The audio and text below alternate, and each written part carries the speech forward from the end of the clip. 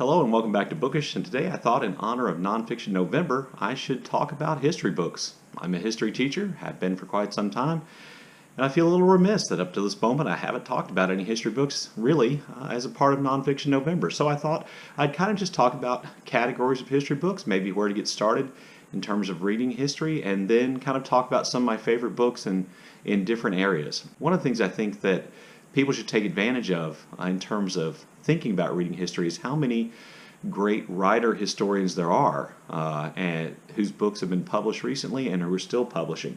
When I think about that, I think about authors like Stephen Ambrose, the author of Undaunted Courage, the author of a series of books about the 101st Airborne in World War II. He wrote biographies of Nixon.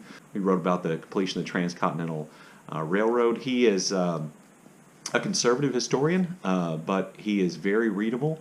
His books serve as a really good kind of entry point into a lot of different subjects in American history. In addition to that, one of my favorite kind of popular historian writers today is Candace Millard. She's written several books that I really love. You may remember I did a video earlier this year on my top 10 favorite books. I believe River of Doubt about Theodore Roosevelt's exploration and search for the source of a river in the Amazon was one of my favorites. She also wrote what I really think is a really good book about President Garfield and his assassination called Destiny of the Republic. She is a great writer. She is a great storytelling historian, and her books are eminently readable and just really enjoyable reads. And then finally, I think everybody's or a lot of people's favorite popular historian is probably David McCullough. So here's my beat up copy of 1776. I also relatively recently read his story about the Wright brothers and essentially their invention of the airplane. McCullough is also famous for publishing biographies of John Adams and Harry Truman. He probably is the best known, most recognized popular historian today. With popular historians, particularly those who write about an individual person, like Candace Millard or David McCullough, you might think that they have a tendency towards hagiography in their biographies, if I pronounce that word right. And I won't say their books are without that, but the core story they're telling and the historical facts they're reciting are real, and their books are so readable and so enjoyable that maybe we'll forgive them a little bit of hero worship. Another category of history books that I think that are really accessible to readers who maybe don't read a lot of history are books that are kind of general surveys of a big subject. So some of my favorite books in that area is this book, which is called The War That Made America. It's by Fred Anderson, and it's about what we call the French and Indian War, or what in the world was called the 7 Years' War.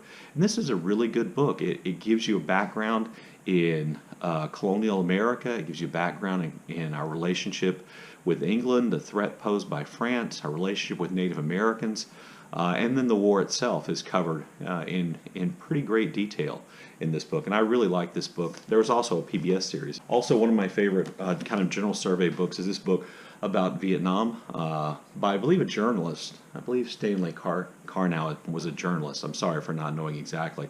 This is a really good survey of the Vietnam War, without a lot of editorializing. A fairly objective, good, in-depth enough overview of the Vietnam War, which is a topic I know that for many people my age and older is still a dominant part of their thinking about the United States of America and our government. And then finally, another really good survey book is this book about the war in the Pacific by John Costello.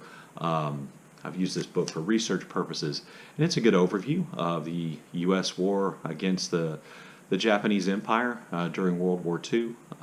Like I said, it covers essentially the entire topic, so it doesn't get too in-depth about anything, and yet you definitely get the detail necessary, I think, to get a good grasp of that conflict or that part of World War II. A lot of historians write with an attitude.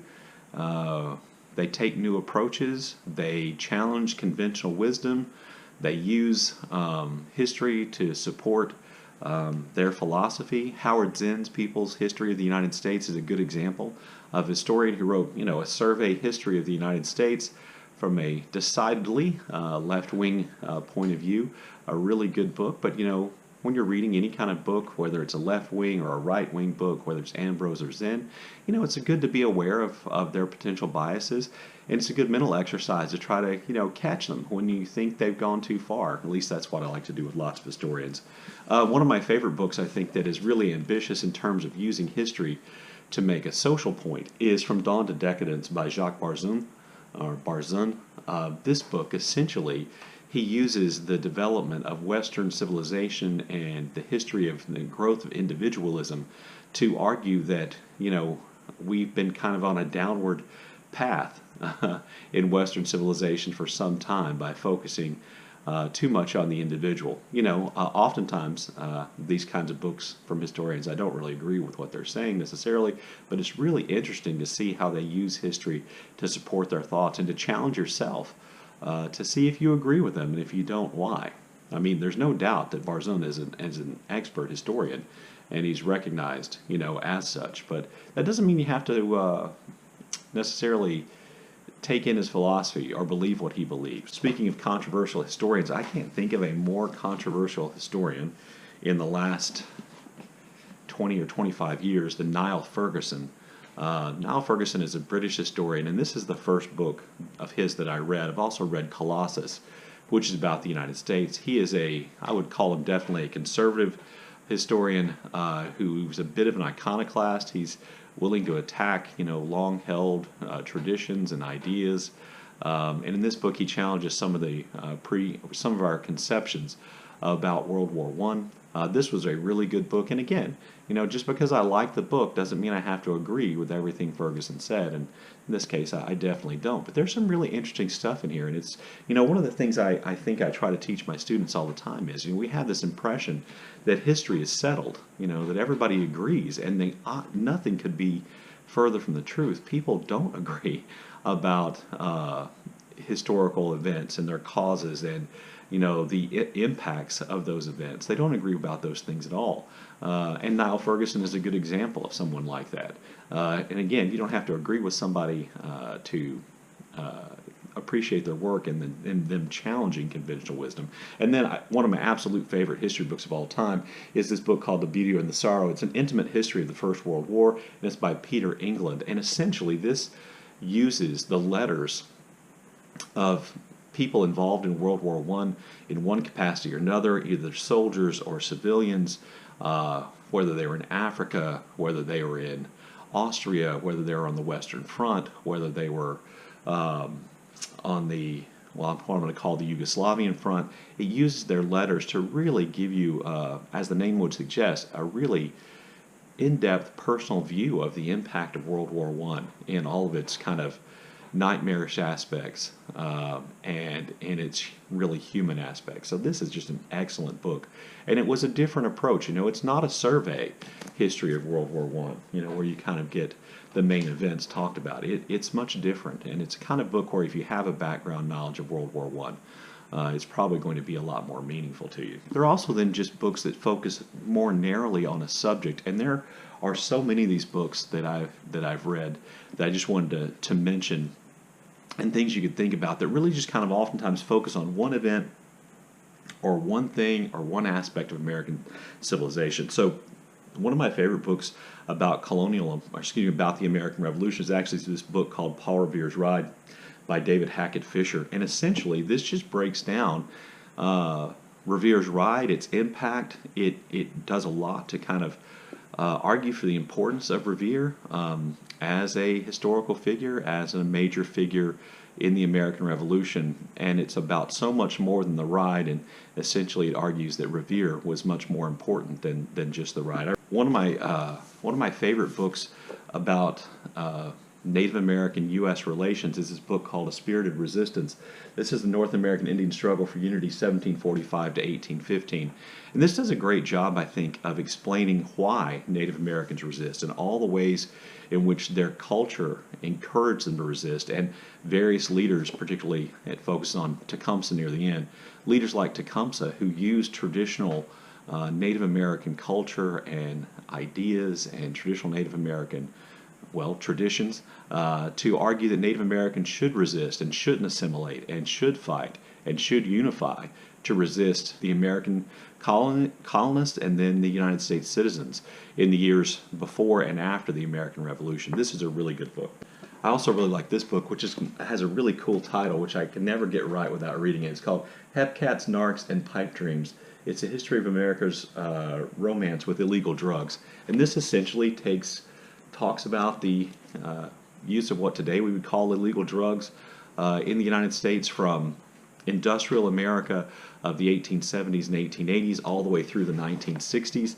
It's a really good overview of different drugs and how they became illegal, how we put them on the list of illegal and dangerous drugs, of how popular culture at various times embraces illegal drug use, promotes illegal drug use.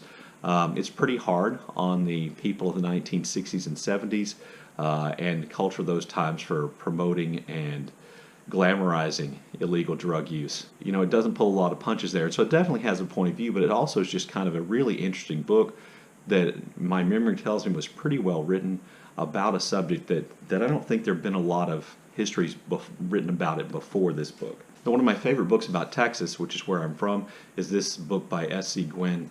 It's called Empire of the Summer Moon, and its subtitle is Quanah Parker and the Rise and Fall of the Comanches, the most powerful Indian tribe in American history. So you can probably tell from the title the author is a bit biased in the suggestion that the Comanches were the most powerful Native American tribe in history. He makes the case really well here. And this book is really kind of amazing in its ability to foster respect for the civilization, the traditions of the Comanche Indians, of Native Americans on the plains in general, of the kind of ways in which Native Americans were forced onto reservations or willingly went, without glossing over the brutality that oftentimes was a part of Native American culture, and particularly with the Comanche Indians. This is a really, really good book, and I have a feeling lots of different people come out of it with different ideas and different thoughts and feelings about it, and to me, that makes something a good work of history. It's also really readable. S.C. Gwynn is a pretty good writer. The last book in this category, kind of books focused on a really narrow subject I want to talk about, is this book called The Most Dangerous Book in the World, The Battle for James Joyce's Ulysses. This is essentially the history of how Ulysses came to be published in the United States, despite a lot of kind of efforts to suppress it as obscene. And it's a really, really good book. If I didn't mention, the author's name is Kevin Birmingham, and I really enjoyed this book, and it actually made my rereading of Ulysses much more enjoyable because it kind of talks about and explains some of the parts of some of the racier scenes that apparently the first time I read it just went over my head. Anyway, also a really good book. And then finally, the last area of history books I want to talk about are biographies. You can find biographies about just about anybody or just about anything, and certainly I've read a lot of biographies. My tendency in reading biographies is to focus either on politicians or on creative people, and oftentimes that means I focus my biography reading on writers. One of the most influential biographies I've ever read was this biography by A. Scott Berg, who went on to write a fairly controversial, I think, biography of Lindbergh later on. He became a fairly famous biographer, which is hard to do in the United States of America. But this book's called Max Perkins, Editor of Genius, and this essentially talks about Max Perkins' relationship with F. Scott Fitzgerald and Hemingway. It's a really good book about how the editorial process worked, how Perkins managed all those egos and all those different writers in such an incredible way and turned Scribner's into one of the premier publishers in the United States. So another biography I wanted to mention that I really liked was this biography of Stephen Crane called Badge of Courage by Linda H. Davis. It's a really good look at Stephen Crane's life, and he had, for a person who had a really short life, he had an incredibly interesting life. And I would definitely encourage you, if you're interested in Crane at all as a writer or the time period in which Crane wrote, to pick this up. And then the last biography I want to mention, kind of along those same lines, is this biography called Genuine Reality. It's a Life of William James by Linda Simon. I think I bought this book and read it during the time period where there was that big renaissance in interest in Henry James, and you know, to me, being, I guess, kind of perverse in my thinking, I decided to be more interested in William James. So I read this biography, and it really is a great book about the insight into the kind of the founding of American thought about along the lines of psychology and things like that. And William James was a really important thinker and a founder of a lot of American intellectual traditions during his life period, during his lifetime. And this is a really good biography. Okay, well, that was a whole lot of books. And I had a feeling that I would get carried away in making this video, but history is my subject, and so I was really excited to share these books with you and to talk, briefly about different categories of reading. If you have run into, a book on your nonfiction November reading list that's just stumped you and you're going to DNF it, maybe pick up a book of history, maybe not read another memoir. Find something you're interested in. I guarantee you there's some historian somewhere has written a book about it. Anyway, let me know what you think about the video. Let me know what you think about the books. If you've read any of the books that I had in the list, if you disagree with me about any of the authors, love to have that discussion with you in the comment section. Thank you for watching.